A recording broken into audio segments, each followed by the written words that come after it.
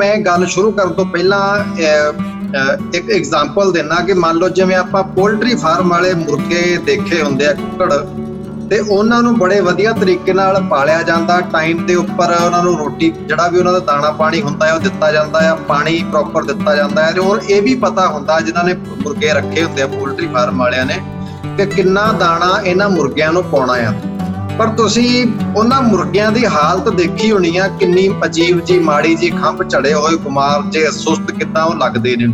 ते जिहड़े देसी तरीके नाल मुर्गे पले हुंदे आ ओह काफ़ी ताकतवर, जानदार ते चुस्त दुरुस्त जिहड़े फुर्तीले हुंदे ने। ते जिहड़े पोल्ट्री वाले तुसीं देखण नूं बीमार लगदे ने, आम ही आपां किते दुकानां ते जिहड़े मीट शॉप वाले हुंदे ने इत्थे देख सकदे आ, जां किसी भी पोल्ट्री विच जाके उन्हां नूं देख सकदे आ।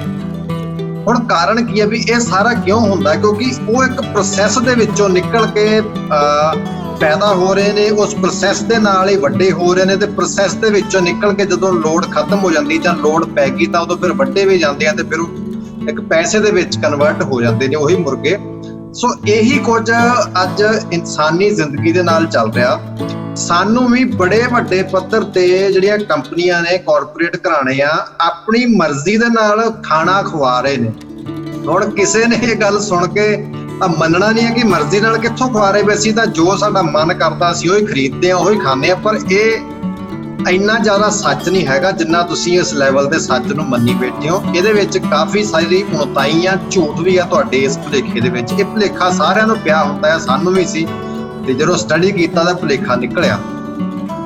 हुण गल इह है कि आपां जिहड़ा फूड खांदे आ, मान लो डब्बा बंद फूड आउंदा है, जां जिहड़े ठंडे सोडे वगैरह दी बोतलां आउंदियां ने, जां बिस्कुट्स वगैरह आउंदे ने, जां बड़ा जरा आपां सुपर मार्केट्स दे विच जाने आ तां उत्थे किन्ना तरतीब दे नाल ओह सारा कुछ उन्हां ने डिस्पले कीता हुंदा है, लाया हुंदा भी किहड़ी चीज़ कित्थे लगणी है, खाण पीण वाली किन्नियां चीज़ां उहदे विच लगियां हुंदियां ने सुपर मार्केट दे विच। ते अजकल तां हर एक दुकान दे विच तुसीं जाओगे तां ओह चीज़ तो बिना गुजारा ही नहीं हैगा। लेकिन हुण मैं जिहड़ी गल कही सी कि कंपनियां जिवें एक पोल्ट्री वाला मुर्गियां नूं पालदा है, अपनी मर्जी नाल उहने खाना खाना, मर्जी नाल उहने पानी पियाउणा, तो ये इंसानां दे उपर किवें लागू हुंदी आ। गल इह आ कि जिहड़ा हुण फास्ट फूड आ, प्रोसैस्ड फूड आ, ਇਹਦੇ ਵਿੱਚ ਹੁੰਦਾ ਕੀ ਆ ਕਿ ਬੰਦੇ ਨੂੰ ਤਕਰੀਬਨ 74% ਜਿਹੜਾ ਇਹਦੇ ਵਿੱਚ ਮਿੱਠਾ, ਸਾਲਟ, ਨਮਕੀਨ ਤੇ ਕੁਝ ਤਰ੍ਹਾਂ ਦੇ ਖਾਸ ਤਰ੍ਹਾਂ ਦੇ ਕੈਮੀਕਲ ਤੇ ਫਲੇਵਰ ਮਿਕਸ ਕਰਕੇ ਇਹਨੂੰ ਤਿਆਰ ਕੀਤਾ ਜਾਂਦਾ ਹੈ।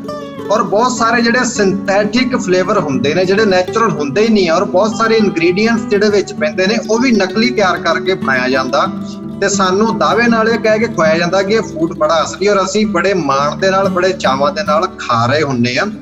ਔਰ ਤੁਸੀਂ ਦੇਖਿਆ ਹੋਣਾ ਕਿ ਨੌਜਵਾਨ ਪੀੜ੍ਹੀ ਦੇ ਵਿੱਚ ਇਹ ਅੱਜ ਕੱਲ੍ਹ ਬੜਾ ਕਰੇਜ਼ ਆ ਕਿ ਇਹ ਜਦੋਂ ਪੀਜ਼ੇ ਬਰਗਰ ਖਾਧੇ ਜਾਂਦੇ ਆ ਕਿਸੇ ਵਧੀਆ ਰੈਸਟੋਰੈਂਟ ਤੇ ਜਾ ਕੇ, ਮੈਕਡੀ ਵਗੈਰਾ ਤੇ, ਤਾਂ ਫਿਰ ਉੱਥੇ ਸੈਲਫੀਆਂ ਲਈਆਂ ਜਾਂਦੀਆਂ ਨੇ, ਖਾਣ ਪੀਣ ਦੀਆਂ ਵੀਡੀਓ ਬਣਾਈਆਂ ਜਾਂਦੀਆਂ ਨੇ, ਸਾਰਾ ਕੁਛ ਕੀਤਾ ਜਾਂਦਾ ਹੈ। ਹੁਣ ਇਹਨਾਂ ਕੰਪਨੀਆਂ ਨੇ ਇਹ ਸਾਰਾ ਧੰਦਾ ਕੈਪਚਰ ਕਿਵੇਂ ਕਰ ਲਿਆ, ਇਹ ਸਾਨੂੰ ਮਤਲਬ ਜੋ ਅਸੀਂ ਚਾਹੁੰਦੇ ਆ ਉਹੀ ਪਰੋਸਿਆ ਜਾਂਦਾ ਆ। ਹੁਣ ਅੱਜ ਦੀ ਸਮੇਂ ਦੇ ਵਿੱਚ ਜਿਹੜੀ ਗੱਲ ਇਹ ਹੋ ਗਈ ਕਿ ਬੰਦੇ ਨੂੰ ਜਿਹੋ ਜਿਹਾ ਖਾਣਾ ਚਾਹੀਦਾ ਹੁੰਦਾ, ਲੋੜ ਹੁੰਦੀ ਆ, ਉਹ ਨਹੀਂ ਖਾਂਦਾ ਬੰਦਾ ਉਹ ਜਿਹੜਾ ਉਹਨੂੰ ਪਸੰਦ ਹੁੰਦਾ ਆ, ਮਤਲਬ ਉਹਦੀ ਜ਼ੁਬਾਨ ਦਾ ਟੇਸਟ ਜਿਹੜਾ ਹੁੰਦਾ ਆ ਉਹਦੇ ਵਿੱਚੋਂ ਹੀ ਕੰਪਨੀਆਂ ਸਾਨੂੰ ਪ੍ਰੋਡਿਊਸ ਕਰਕੇ ਦੇ ਰਹੀਆਂ ਨੇ। ਹੁਣ ਮੈਂ ਇੱਕ ਹੋਰ ਸੌਖੇ ਤਰੀਕੇ ਨਾਲ ਐਗਜ਼ਾਮਪਲ ਦਿੰਦਾ ਕਿ ਮੰਨ ਲਓ ਆਪਾਂ ਜਾਂ ਕੋਈ ਵੀ ਬੰਦਾ ਸਾਨੂੰ ਕੋਈ ਆਫਰ ਕਰੇ ਵੀ ਤੁਸੀਂ ਲੱਸੀ ਪੀਣੀ ਆ ਜਾਂ ਕੋਈ ਫਰੂਟ ਖਾਣਾ ਆ, ਕੋਈ ਫਲ ਫਰੂਟ, ਅੰਬ, ਕੇਲਾ, ਅੰਗੂਰ, ਜੋ ਮਰਜ਼ੀ ਦੇਵੇ, ਜਾਂ ਉਹਦੇ ਬਦਲੇ ਸਾਨੂੰ ਕਹੇ ਵੀ ਆ ਜਿਹੜਾ ਇੱਕ ਡੱਬਾ ਬੰਦ ਜੂਸ ਆ, ਬੜੀ ਵਧੀਆ ਕੰਪਨੀ ਆ, ਇਹ ਤੁਸੀਂ ਪੀਓਗੇ ਜਾਂ ਇੱਕ ਤਾਜ਼ਾ ਫਰੂਟ ਖਾਣਾ ਪਸੰਦ ਕਰੋਗੇ। ਹੋ ਸਕਦਾ ਕੁਝ ਬੰਦੇ ਇਸ ਤਰੀਕੇ ਨਾਲ ਕਹਿ ਦੇਣ ਕਿ ਨਹੀਂ ਮੈਂ ਤਾਂ ਤਾਜ਼ਾ ਫਲ ਖਾਊਂਗਾ, ਜਾਂ ਮੈਂ ਲੱਸੀ ਪੀਣੀ ਹੈ, ਮੈਂ ਜਿਹੜਾ ਪ੍ਰੋਸੈਸਡ ਫੂਡ ਆ, ਇਹ ਡੱਬਾ ਬੰਦ ਫੂਡ ਮੈਂ ਨਹੀਂ ਪੀਣਾ। ਹੁਣ ਉੱਥੇ ਕੀ ਹੁੰਦਾ ਹੈ, ਇਹ ਤਾਂ ਚੀਜ਼ ਆਪਾਂ ਕਹਿਤੀ, ਲੇਕਿਨ ਜਿਹੜਾ ਸਾਨੂੰ ਬੰਦਾ ਆਫਰ ਕਰ ਰਿਹਾ ਉਹਨੂੰ ਤਾਂ ਨਹੀਂ ਪਤਾ ਲੱਗਿਆ ਵੀ ਇਹਨੇ ਖਾਣਾ ਸੀ ਜਾਂ ਨਹੀਂ ਖਾਣਾ ਸੀ, ਉਹਨੂੰ ਤਾਂ ਲੱਗਿਆ ਵੀ ਇਹਨੇ ਨਾ ਕਰਤੀ ਤਾਂ ਮਤਲਬ ਨਹੀਂ ਖਾਣਾ। ਲੇਕਿਨ ਜਿਹੜੇ ਵਿਗਿਆਨੀ ਨੇ ਉਹਨਾਂ ਦੀ ਖੋਜ ਇੱਥੋਂ ਹੀ ਸ਼ੁਰੂ ਹੁੰਦੀ। ਉਹਨਾਂ ਨੇ ਕੀ ਕੀਤਾ ਕਿ ਸਾਡੇ ਦਿਮਾਗ ਨੂੰ ਬੜੇ ਵੱਡੇ ਪੱਧਰ ਤੇ ਜਾ ਕੇ ਸਕੈਨ ਕੀਤਾ, ਉਹਦੇ ਜਿਵੇਂ MRI ਮਸ਼ੀਨਾਂ ਨੇ, ਬ੍ਰੇਨ ਇਮੇਜਿੰਗ ਮਸ਼ੀਨ, ਜਿਹੜੀਆਂ ਇਮੇਜਿੰਗ ਮਸ਼ੀਨਾਂ ਨੇ, ਉਹਨਾਂ ਦੇ ਵਿੱਚ ਜਾ ਕੇ ਸਕੈਨ ਕੀਤਾ। ਹੁਣ ਉੱਥੇ ਅਲੱਗ-ਅਲੱਗ ਚੀਜ਼ਾਂ ਬੰਦੇ ਨੂੰ ਆਫਰ ਕੀਤੀਆਂ ਗਈਆਂ। ਹੁਣ ਜਿਵੇਂ ਆਪਾਂ ਗੱਲ ਕੀਤੀ ਕਿ ਰਿਸ਼ਤੇਦਾਰ ਨੇ ਤਾਂ ਆਫਰ ਕੀਤੀ ਚਾਹ ਪੀ ਲਓ ਰੋਟੀ ਖਾ ਲਓ, ਲੇਕਿਨ ਆਪਾਂ ਨਾ ਕਰਦੀ, ਲੇਕਿਨ ਅੰਦਰ ਤਾਂ ਕੋਈ ਗੱਲ ਹੈਗੀ ਸੀ ਨਾ ਵੀ ਸਾਨੂੰ ਇਹਨੇ ਆਫਰ ਕੀਤਾ ਰੋਟੀ ਦੀ, ਦਿਮਾਗ ਦੇ ਵਿੱਚ ਹਲਚਲ ਪੈਦਾ ਹੋਈ। ਤਾਂ ਉਹ ਚੀਜ਼ਾਂ ਵਿਗਿਆਨੀਆਂ ਨੇ ਕੈਚ ਕੀਤੀਆਂ। ਉਹਨਾਂ ਨੇ ਕੀ ਕੀਤਾ ਕਿ ਬੜੇ ਲੋਕਾਂ ਦੇ ਉੱਪਰ ਐਕਸਪੈਰੀਮੈਂਟ ਕੀਤੇ। ਐਕਸਪੈਰੀਮੈਂਟ ਕਿਵੇਂ ਕੀਤੇ ਕਿ ਮੰਨ ਲਓ ਉਹਨਾਂ ਨੇ ਜਿਹੜਾ ਹੁਣ ਮਿੱਠਾ ਆਪਾਂ ਖਾਂਦੇ ਆ, ਮਿੱਠਾ ਵੈਸੇ ਹੀ ਖਾਣ ਦੇ ਵਿੱਚ ਬੜਾ ਵਧੀਆ ਲੱਗਦਾ, ਨਮਕੀਨ ਚੀਜ਼ਾਂ ਬੜੀਆਂ ਵਧੀਆ ਲੱਗਦੀਆਂ ਨੇ। ਤਾਂ ਉਹਨਾਂ ਨੇ ਐਕਸਪੈਰੀਮੈਂਟ ਕੀਤੇ ਵੀ ਜਦੋਂ ਇਹ ਚੀਜ਼ਾਂ ਬੰਦਾ ਖਾਂਦਾ ਉਦੋਂ ਇਹਦੇ ਦਿਮਾਗ ਦੇ ਵਿੱਚ ਕੀ ਕੀ ਹਲਚਲ ਪੈਦਾ ਹੁੰਦੀ ਹੈ। ਫਿਰ ਖਾਣ ਦੇ ਨਾਲ ਨਾਲ ਇਹ ਜਿਹੜੀ ਚੀਜ਼ ਅਸੀਂ ਇਹਨੂੰ ਖਾਣ ਨੂੰ ਦੇਣੀ ਆ, ਇਹ ਕਿਹੜੇ ਰੰਗ ਦੇ ਵਿੱਚ ਆਵੇ, ਜਿਵੇਂ ਡੱਬੇ ਦੀ ਪੈਕਿੰਗ ਵਗੈਰਾ ਹੁੰਦੀ ਆ, ਬਹੁਤ ਕੁਝ ਇਹਦੇ ਵਿੱਚ ਹੁੰਦਾ ਆ। ਤਾਂ ਉਹ ਸਾਰਾ ਕੁਝ ਉਹਨਾਂ ਨੇ ਖੋਜਾਂ ਕੀਤੀਆਂ। ਖੋਜਾਂ ਕਰਨ ਤੋਂ ਬਾਅਦ ਫਿਰ ਇੱਕ ਕੰਪਲੀਟਲੀ ਫੂਡ ਤਿਆਰ ਕੀਤਾ ਤੇ ਉਹ ਸਾਨੂੰ ਪਰੋਸਿਆ ਗਿਆ ਸਾਡੇ ਸਾਹਮਣੇ। ਹੁਣ ਅਸੀਂ ਇੱਕੋ ਟਾਈਮ ਦੇ ਵਿੱਚ ਮਿੱਠਾ ਵੀ ਖਾ ਲੈਂਦੇ ਆ, ਨਮਕੀਨ ਵੀ ਖਾ ਲੈਂਦੇ ਆ, ਜਿਹੜਾ ਸਿੰਥੈਟਿਕ ਫਲੇਵਰਡ ਬਣੇ ਹੁੰਦੇ ਆ ਉਹ ਵੀ ਵਿੱਚ ਹੀ ਅਸੀਂ ਸਾਰਾ ਕੁਝ ਮਿਕਸ ਕਰਕੇ, ਮਤਲਬ 4-5 ਚੀਜ਼ਾਂ ਦਾ ਟੇਸਟ ਇੱਕੋ ਵਾਰ ਅਸੀਂ ਖਾ ਲੈਂਦੇ ਆ। ਹਾਲਾਂਕਿ ਸਾਨੂੰ ਪਤਾ ਨਹੀਂ ਲੱਗਦਾ, ਮਿੱਠਾ ਇੰਨੀ ਕੁ ਮਾਤਰਾ ਦੇ ਵਿੱਚ ਹੁੰਦਾ ਕਿ ਸਾਨੂੰ ਸਮਝ ਨਹੀਂ ਲੱਗਦੀ ਕਿ ਇਹਦੇ 'ਚ ਮਿੱਠਾ ਜਾਂ ਕੀ ਆ। ਇਹ ਇੱਕ ਵੈਲ ਡਿਜ਼ਾਈਨਡ ਜਿਹਨੂੰ ਆਪਾਂ ਕਹਿ ਸਕਦੇ ਹਾਂ, ਵੈਲ ਇੰਜੀਨੀਅਰਿੰਗ ਵਰਕ ਜਿਹਨੂੰ ਆਪਾਂ ਕਹਿ ਸਕਦੇ ਹਾਂ, ਉਸ ਤਰੀਕੇ ਨਾਲ ਇਹ ਫੂਡ ਜਿਹੜਾ ਤਿਆਰ ਕੀਤਾ ਜਾਂਦਾ ਆ। ਇਹਦੇ ਵਿੱਚ ਬਹੁਤ ਵੱਡੇ ਸਾਇੰਸਦਾਨ ਲੱਗੇ ਹੁੰਦੇ ਨੇ, ਬਹੁਤ ਵੱਡੇ ਮੈਥਮੈਟੀਸ਼ੀਅਨਸ ਲੱਗੇ ਹੁੰਦੇ ਨੇ, ਬਹੁਤ ਵੱਡੇ ਜਿਹੜੇ ਮਨੋਵਿਗਿਆਨੀ ਲੱਗੇ ਹੁੰਦੇ ਨੇ, ਨਿਊਰੋਲੋਜਿਸਟ ਦੀ ਜਿਹੜੀ ਟੀਮ ਹੁੰਦੀ ਆ ਪ੍ਰੋਪਰ ਉਹ ਕੰਮ ਕਰਦੀ ਆ। ਫਿਰ ਜਿਹੜੇ ਮਸ਼ਹੂਰੀਆਂ ਕਰਨ ਵਾਲੇ ਨੇ, ਜਿਹੜੇ ਮਾਰਕੀਟਿੰਗ ਕੰਸਲਟੈਂਟ ਹੁੰਦੇ ਨੇ, ਉਹਨਾਂ ਦਾ ਇੱਕ ਦਿਮਾਗ ਚੱਲਦਾ ਕਿ ਇਸ ਚੀਜ਼ ਨੂੰ ਪ੍ਰਮੋਟ ਕਿਵੇਂ ਕਰਨਾ, ਤੇ ਉਹ ਫਿਰ ਸਾਰਾ ਕੁਝ ਮਿਲ ਕੇ ਸਾਡੇ ਅੱਗੇ ਪਰੋਸਿਆ ਜਾਂਦਾ। ਤੇ ਹੁਣ ਜਦੋਂ ਉਹਨਾਂ ਨੇ ਸਾਡੇ ਦਿਮਾਗ ਨੂੰ ਕੈਪਚਰ ਕਰ ਲਿਆ ਵੀ ਹਾਂ ਬੰਦਿਆਂ ਨੂੰ ਇਹ ਚੀਜ਼ਾਂ ਮਿੱਠੀਆਂ ਲੱਗਦੀਆਂ ਨੇ, ਸਵਾਦ ਲੱਗਦੀਆਂ ਨੇ ਖਾਣ ਦੇ ਵਿੱਚ, ਤਾਂ ਉਹ ਉਹਨਾਂ ਨੇ ਫਿਰ ਇੱਕ ਪ੍ਰੋਪਰ ਇੱਕ ਸਾਇੰਸ ਦੇ ਤਰੀਕੇ ਨਾਲ ਫੂਡ ਤਿਆਰ ਕੀਤਾ ਜਾਂਦਾ ਆ। ਹੁਣ ਮੰਨ ਲਓ ਆਪਾਂ ਕੁਰਕਰੇ, ਚਿਪਸ ਵਗੈਰਾ ਸਾਰੇ ਖਾਂਦੇ, ਦੁਨੀਆ ਭਰ ਦੇ ਵਿੱਚ ਖਾਧਾ ਜਾਂਦਾ ਆ। ਹੁਣ ਇਹਦੇ ਵਿੱਚ ਵੀ ਇੱਕ ਬੜੀ ਵੱਡੀ ਸਾਇੰਸ ਲੁਕੀ ਹੋਈ ਆ। ਮੰਨ ਲਓ ਜਦੋਂ ਬੰਦਾ ਕੋਈ ਚਿਪਸ ਖਾਂਦਾ ਜਾਂ ਕੁਰਕਰੇ ਖਾਂਦਾ ਆ, ਤਾਂ ਉਹਦੀ ਜਿਹੜੀ ਕੜਕ ਕਰਦੀ ਆਵਾਜ਼ ਆਉਂਦੀ ਆ, ਕਰੰਚੀਪਨ ਜਿਹੜਾ ਹੁੰਦਾ ਹੈ, ਉਹਦੀ ਜਿਹੜਾ ਸਾਊਂਡ ਆ, ਉਹ ਵੀ ਬੰਦੇ ਨੂੰ ਇਹਨਾਂ ਨੇ ਪਹਿਲਾਂ ਦੇਖਿਆ ਵੀ ਇਹ ਚੀਜ਼ ਬੰਦੇ ਨੂੰ ਵਧੀਆ ਲੱਗਦੀ। ਕਿਉਂਕਿ ਆਪਾਂ ਵੀ ਬਹੁਤ ਵਾਰੀ ਅਕਸਰ ਆਪਾਂ ਕਹਿੰਦੇ ਨੇ ਵੀ ਰੋਟੀ ਖਾਣੀ ਆ ਰਾੜ ਕੇ ਦੇ ਦੇ, ਜਾਂ ਫਲਾਣੀ ਚੀਜ਼ ਖਾਣੀ ਆ ਉਹ ਰਾੜ ਕੇ ਬਣਾ ਦੀ, ਹਨਾ। ਹੁਣ ਇਹ ਬੰਦੇ ਦੇ ਸੁਭਾਅ ਦੀ ਗੱਲ ਸੀ, ਉਹਨਾਂ ਨੇ ਉਹ ਚੀਜ਼ ਕੈਪਚਰ ਕੀਤੀ ਔਰ ਉਹਨਾਂ ਨੇ ਉਵੇਂ ਹੀ ਉਹ ਚੀਜ਼ਾਂ ਰਾੜ ਕੇ ਦਿੱਤੀਆਂ।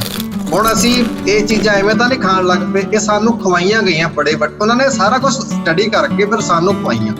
ਹੁਣ ਇਹਦੇ ਵਿੱਚ ਵੀ ਮੈਂ ਤੁਹਾਨੂੰ ਗੱਲਾਂ ਦੱਸਦਾ ਵੀ ਤੁਹਾਨੂੰ ਸ਼ਾਇਦ ਗੱਲਾਂ ਨਾ ਪਤਾ ਲੱਗੇ, ਪਰ ਇੱਕ ਚੀਜ਼ ਹੈਗੀ ਆ ਜੀ। ਹੁਣ ਇਹ ਖੋਜਾਂ ਕਿਵੇਂ ਚੱਲਦੀਆਂ ਨੇ, ਮੰਨ ਲਓ ਮੈਂ ਇੱਕ ਹੋਰ ਤੁਹਾਨੂੰ ਐਗਜ਼ਾਮਪਲ ਦਿੰਦਾ, ਤੁਸੀਂ ਇਹਦੇ ਬਾਰੇ ਖੋਜ ਆਪ ਵੀ ਕਰ ਸਕਦੇ ਹੋ। 1970ਵੇਂ ਦੇ ਦਹਾਕੇ ਵਿੱਚ ਜਦੋਂ ਜਾਪਾਨ ਦੀ ਜਿਹੜੀ ਇਕਨੋਮੀ ਸੀ, ਉਹਦੇ ਵਿੱਚ ਜਦੋਂ ਅਰਥਚਾਰਾ ਸੀ ਜਿਹੜਾ ਉਹਨਾਂ ਦਾ, ਉਹ ਜਵਾਨ ਹੋਣ ਲੱਗਿਆ, ਖਿਲਰ ਲੱਗਿਆ, ਮਤਲਬ ਤਰੱਕੀ ਕਰਨ ਲੱਗਿਆ 1970ਵੇਂ ਦੇ ਵਿੱਚ, ਤਾਂ ਉਦੋਂ ਨੈਸਲੇ ਜਿਹੜੀ ਕਾਫੀ ਆ ਉੱਥੇ ਉਹਨੇ ਵੀ ਆਪਣੇ ਪੈਰ ਪਸਾਰਨੇ ਸ਼ੁਰੂ ਕੀਤੇ। ਉਹਨਾਂ ਨੇ ਵੀ ਸਰਵੇ ਕਰਵਾਏ, ਰਿਪੋਰਟਾਂ ਤਿਆਰ ਕੀਤੀਆਂ, ਬਹੁਤ ਮਿਹਨਤ ਕੀਤੀ ਕਿ ਜਿਹੜਾ ਨੈਸਲੇ ਕਾਫੀ ਦਾ ਟੇਸਟ ਆ ਇਹ ਲੋਕਾਂ ਨੂੰ ਕਿਵੇਂ ਲੱਗਦਾ, ਕਿਵੇਂ ਜਾਪਾਨੀ ਲੋਕ ਇਹਨੂੰ ਪਸੰਦ ਕਰਦੇ ਆ। ਤਾਂ ਜਿਹੜੀਆਂ ਰਿਪੋਰਟਾਂ ਆਈਆਂ ਬੜਾ ਹੈਰਾਨੀਜਨਕ ਸੀ ਵੀ ਤਕਰੀਬਨ ਜਾਪਾਨੀਆਂ ਨੂੰ ਕਾਫੀ ਦਾ ਜਿਹੜਾ ਟੇਸਟ ਸੀ ਉਹ ਵਧੀਆ ਲੱਗਿਆ, ਤੇ ਉਹਨਾਂ ਨੇ ਫਿਰ ਕਾਫੀ ਲਾਂਚ ਕੀਤੀ ਮਾਰਕੀਟ ਦੇ ਵਿੱਚ। ਲੇਕਿਨ ਨਤੀਜੇ ਜਿਹੜੇ ਸੀ, ਜਿਹੜਾ ਤੱਕ ਰਿਪੋਰਟਾਂ ਸੀ, ਸਰਵੇ ਰਿਪੋਰਟਾਂ, ਉਹੋ ਜਿਹੇ ਨਤੀਜੇ ਨਹੀਂ ਨਿਕਲੇ। ਲੋਕਾਂ ਨੇ ਕਾਫੀ ਉਹਨੇ ਵੱਡੇ ਪੱਧਰ ਤੇ ਨਹੀਂ ਖਰੀਦੀ, ਕਿਉਂਕਿ ਜਿਹੜੇ ਜਾਪਾਨੀ ਲੋਕ ਸੀ ਉਹ ਕਾਫੀ ਦੀ ਬਜਾਏ ਪੁਰਾਣੇ ਸਮਿਆਂ ਤੋਂ ਹੀ ਚਾਹ ਪੀਣ ਦੇ ਸ਼ੌਕੀਨ ਨੇ। ਉਹਨਾਂ ਦੇ ਬੱਚੇ ਵੀ ਛੋਟੇ ਕਿਉਂਕਿ ਉਸੇ ਮਾਹੌਲ ਦੇ ਵਿੱਚ ਹੀ ਪੈਦਾ ਹੋਏ ਕਿ ਉਹ ਚਾਹ ਦੀ ਸਮੈਲ ਜਿਹੜੀ ਸਮੈਲ ਕਹਤਾ, ਚਾਹ ਦੀ ਖੁਸ਼ਬੂ ਜਿਹੜੀ ਅਰੋਮਾ ਇਹਨੂੰ ਕਹਿੰਦੇ ਆਪਾਂ, ਫਲੇਵਰ ਦੀ ਖੁਸ਼ਬੂ ਜਿਹੜੀ ਸੀ, ਉਹਦੇ ਨਾਲ ਉਹਨਾਂ ਨੂੰ ਇੱਕ ਅਜੀਬ ਜਿਹੀ ਖੁਸ਼ੀ ਮਿਲਦੀ ਸੀ, ਜਾਂ ਉਹਨਾਂ ਦਾ ਇੱਕ ਟ੍ਰੈਡੀਸ਼ਨ ਸੀ, ਉਹ ਚਾਹ ਨੂੰ ਹੀ ਜ਼ਿਆਦਾ ਪਸੰਦ ਕਰਦੇ ਸੀ।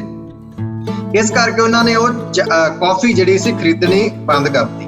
ਤਾਂ ਹੁਣ ਇਹ ਕੰਪਨੀ ਵੀ ਹੈਰਾਨ ਸੀ ਵੀ ਹੋਇਆ ਕੀ, ਇਹ ਕਿਉਂ ਨਹੀਂ ਲੋਕ, ਜਾਪਾਨੀ ਲੋਕ ਜਿਹੜੇ ਨੇ ਇਹ ਸਾਡੇ ਨਾਲ ਸਾਡੀ ਜਿਹੜੀ ਕਾਫੀ ਨੂੰ ਖਰੀਦਦੇ ਨੇ। ਤਾਂ ਫਿਰ ਇਹਨਾਂ ਨੇ ਕੀ ਕੀਤਾ, ਨੈਸਲੇ ਵਾਲਿਆਂ ਨੇ ਇੱਕ ਮਾਰਕੀਟਿੰਗ ਕੰਸਲਟੈਂਟ ਸੀ, ਲੇਕਿਨ ਪੇਸ਼ੇ ਵਜੋਂ ਉਹ ਬੱਚਿਆਂ ਦਾ ਮਨੋਵਿਗਿਆਨੀ ਸੀ। ਉਹਦਾ ਨਾਮ ਸੀ ਕਲਾਟੇਰੀਓ ਬਾਰੇ ਮੈਂ ਤੁਹਾਨੂੰ ਇੱਕ ਗੱਲ ਦੱਸ ਦਿੰਦਾ ਨਾਲ ਦੀ ਨਾਲ। ਇੱਕ ਸਮਾਂ ਉਹ ਆ ਗਿਆ ਕਿ ਜਦੋਂ ਜੀਪ ਦੀ ਨਾ, ਜਿਹੜੀ ਜੀਪ ਆਪਾਂ ਗੱਡੀ ਇੰਡੀਆ 'ਚ ਵੀ ਚੱਲਦੀ, ਇਹਦੀ ਵਿਕਰੀ ਹੋਣੀ ਘਟ ਗਈ, ਤੇ ਉਹਨਾਂ ਨੇ ਫਿਰ ਕਲਾਟੇਰੀਓ ਦੀ ਹੈਲਪ ਲਈ ਵੀ ਸਾਡੀ ਜਿਹੜੀ ਵਿਕਰੀ ਆ ਜਾਂ ਇਹ ਲੋਕਾਂ ਦਾ ਕਨੈਕਸ਼ਨ ਕਿਉਂ ਘਟਿਆ ਜੀਪ ਦੇ ਨਾਲ।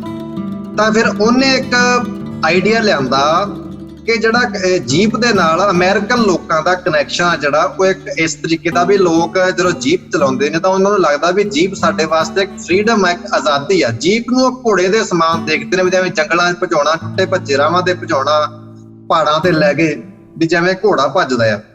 ਲੇਕਿਨ ਕਿਉਂਕਿ ਜੀਪ ਨੇ ਕੀ ਗਲਤੀ ਕੀਤੀ ਸੀ ਕਿ ਉਹਦੀਆਂ ਜੀਪ ਦੀਆਂ ਲਾਈਟਾਂ ਚੌਰਸ ਕਰਤੀਆਂ ਸੀ ਤੇ ਇਸ ਕਰਕੇ ਜਿਹੜੀ ਉਹਦੀ ਵਿਕਰੀ ਹੋਣੀ ਘਟ ਗਈ। ਹੁਣ ਹੈਰਾਨੀ ਦੀ ਗੱਲ ਹੈ ਕਿ ਲੋਕ ਕਹਿਣਗੇ ਲਾਈਟਾਂ ਚੌਰਸ ਕਰਨ ਨਾਲ ਕੀ ਹੋਇਆ, ਲੇਕਿਨ ਇਹ ਮਨੋਵਿਗਿਆਨ ਸੀ ਇੱਕ। ਫਿਰ ਕਲਾਟੇਰੀਓ ਨੇ ਕੀ ਕੀਤਾ ਕਿ ਜੀਪ ਉਹਨਾਂ ਨੂੰ ਦੁਬਾਰਾ ਕਿਹਾ ਵੀ ਤੁਸੀਂ ਇਹਦੀਆਂ ਲਾਈਟਾਂ ਦੁਬਾਰਾ ਗੋਲ ਕਰੋ ਤੇ ਜਦੋਂ ਦੁਬਾਰਾ ਲਾਈਟਾਂ ਗੋਲ ਕੀਤੀਆਂ ਗਈਆਂ ਤਾਂ ਜੀਪ ਦੀ ਵਿਕਰੀ ਜਿਹੜੀ ਸੀ ਅਮੇਜ਼ਿੰਗਲੀ ਬੜੇ ਪ੍ਰਭਾਵਸ਼ਾਲੀ ਤਰੀਕੇ ਨਾਲ ਦੁਬਾਰਾ ਸ਼ੁਰੂ ਹੋ ਗਈ।